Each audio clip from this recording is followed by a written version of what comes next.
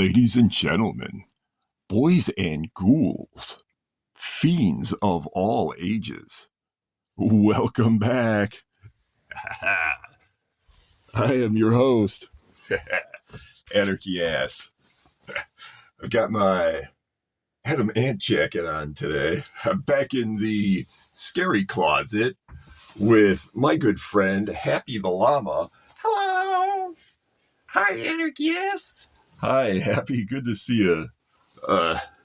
Today, we are going to delve further into a time period that I've been focusing on of late, and that is the First World War time period. But today we're going to Paris, France. Paris is a city that has a special place in my heart because I've been there multiple times and just really have great memories of it, which I won't extrapolate upon, but we will temporarily leave the environs of the scary closet to take a trip back. Maybe Happy will join us. Do you want to join us, Happy? Okay.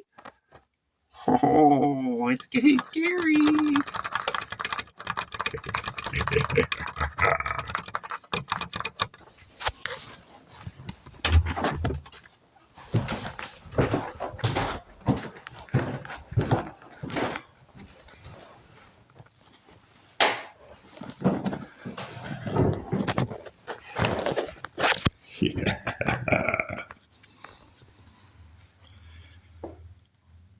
What you're looking at now, in case you cannot translate this en français, is a book, an intact book of postcards from approximately the year 1912. And this is right before, actually, no, I take that back. This is approximately the year 1916. And this was right before I shouldn't say right before, but before the end of the First World War. Paris was a city that was largely unaffected architecturally by World War I, unlike World War II. But let's open this up. You can see how these postcards are not quite the standard size postcard of today. It still has this wonderful protective leaf. You can see how thin that is, still intact. And here is the first postcard. This is Notre Dame Cathedral, prior to the fire, obviously. I didn't mean for that to rhyme. I visited Notre Dame when I was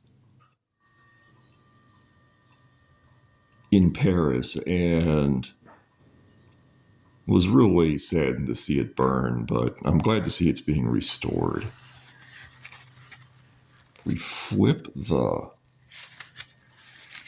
page. This is the back.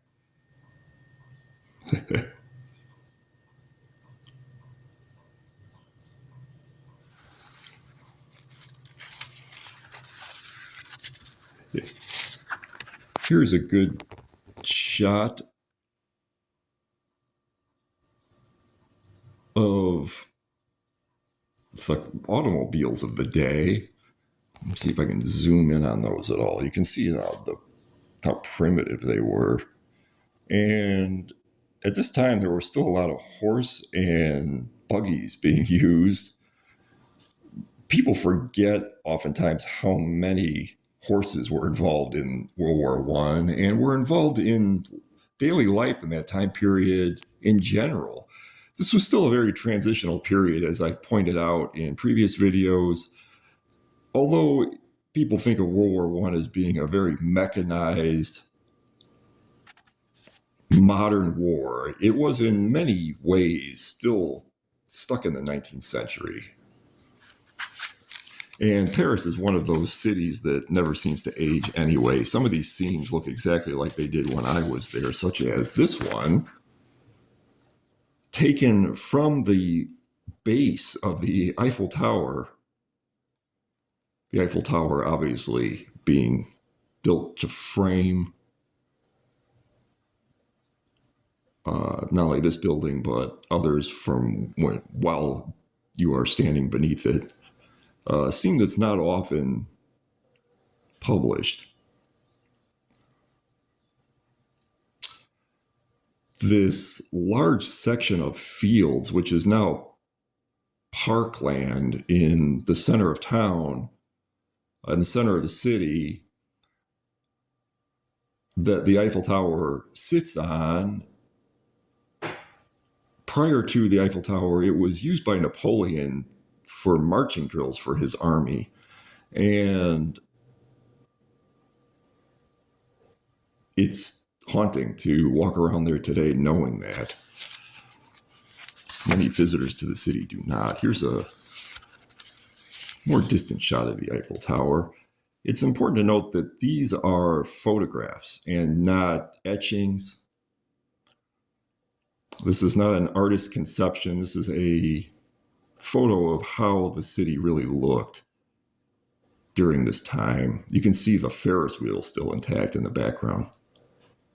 Something that's unfortunately long gone.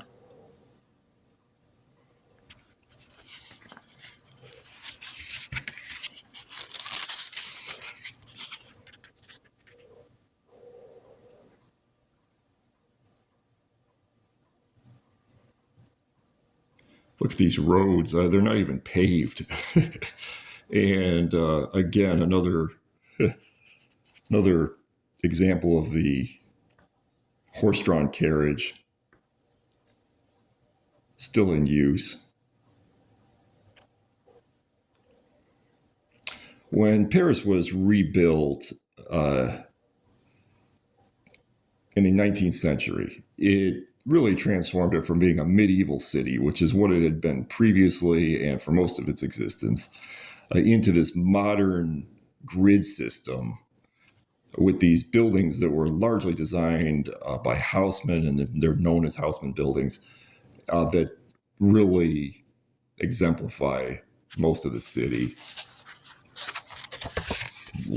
We'll look at those in a moment, but if we continue, and I think there's a postcard missing here because there's 2 leaves. Here's another river scene. You can see this boat. This boat's a good example of transitional technology. It looks very much like a 19th century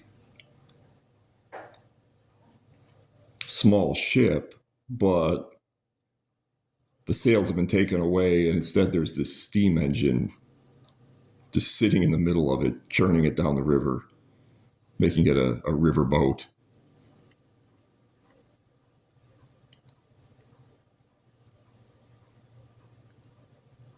I wish I could get a better look at these people overlooking it from the bridge to get a look at their fashion.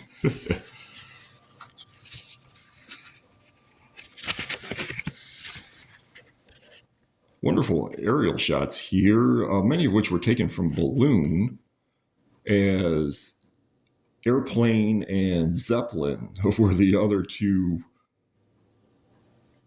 methods of flight, neither of which lent themselves very well to photography.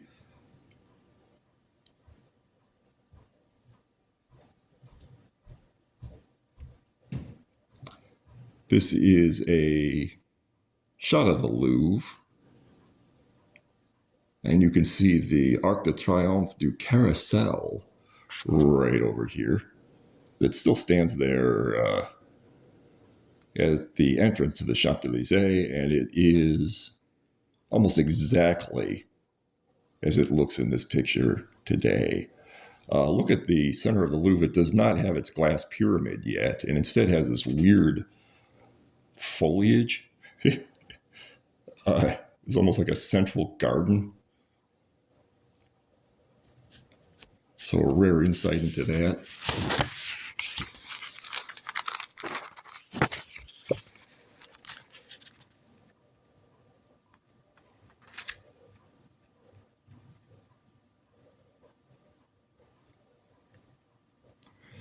These statues are all still there. And again, look at these Parisians, the headgear on these women and their flowing dresses, which are not quite Victorian, but kind of echo back to that. And it's really not the type of thing you'd see anybody wear at any other decade in the 20th century, other than maybe the early 1900s. This is a really good area of the city to promenade your Parisian fashion of 1916. Some of them even have parasols, another fashion accessory that's gone the way of the dodo, unfortunately. Maybe it'll come back one day. Here's a very telling street scene. And you can get a little bit of a better look at the people. These are those Haussmann buildings that I had mentioned earlier. Haussmann designed very few, but the blueprints were used over and over. So he designed a large number of buildings using a small number of designs, if that makes any sense. This was a technique, if you want to call it that, that was repeated later in the 20th century by retail, most notably fast food. McDonald's, for example, would design one McDonald's or hire a designer to design one McDonald's, and then they would just build that same McDonald's over and over and over throughout the country in different cities. And that is what happened here. This corner building, for example, you can see that same building in Paris over and over and over again. And it is a very aesthetically appealing building, very pleasing to the eye, but it really is it's been cloned. It's used so much. And now, because so many of these buildings are historically protected, they can't alter it. So it has to look that way. And it has to look that way over and over and over again.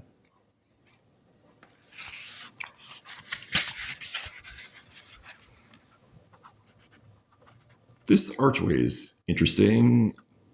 I walked through it, of course, many, many years later when I was there. And if you keep walking, you'll enter a district in Paris known as the Marais, which is, it's the bad part of town, let's put it that way. I don't think it was quite as dodgy in 1916. I unwittingly ended up there and found that out the hard way from Parisians.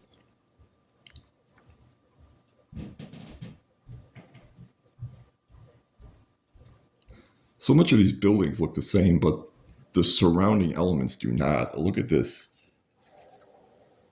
island in the middle of the street containing a street lamp and the trolley tracks that run next to it that are just faintly visible.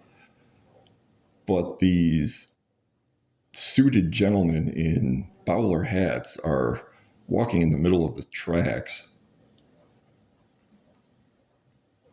And you can see these very early automobiles and also horse-drawn carriages along the side of the street. This being a really bizarre time period transitionally in which you had cars and horses existing together almost in equal numbers.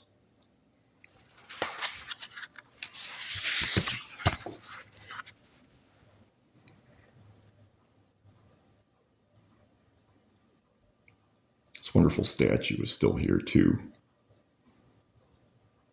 Look at this, what appears to be a double-decker bus.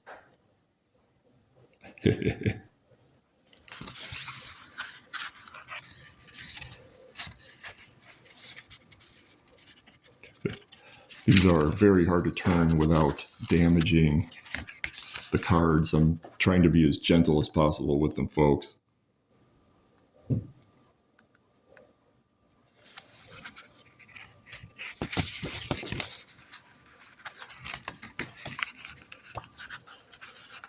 So I do want to keep this book intact. This is the one of the entrances to the area of Paris known as Montmartre, which you could see at this time looks almost undeveloped. It looks like it's out in the country. It's a very overdeveloped, highly populated area today.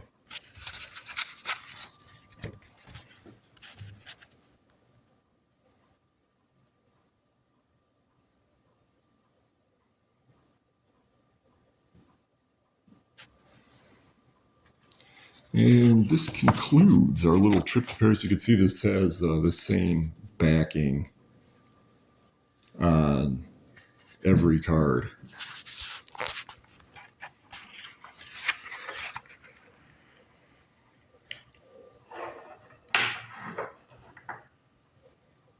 A big shout out to Carrie Dom for gifting me this book of postcards. Much appreciated.